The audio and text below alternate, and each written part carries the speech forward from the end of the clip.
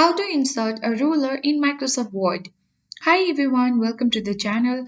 This is Rose from Create Login and Delete. Without further ado, let's dive right into the video. First of all, you need to click on the search icon at bottom left corner of this desktop and search for Microsoft Word.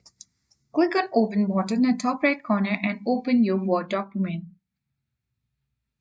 From this section, you will see the View tab at top right corner of the toolbar.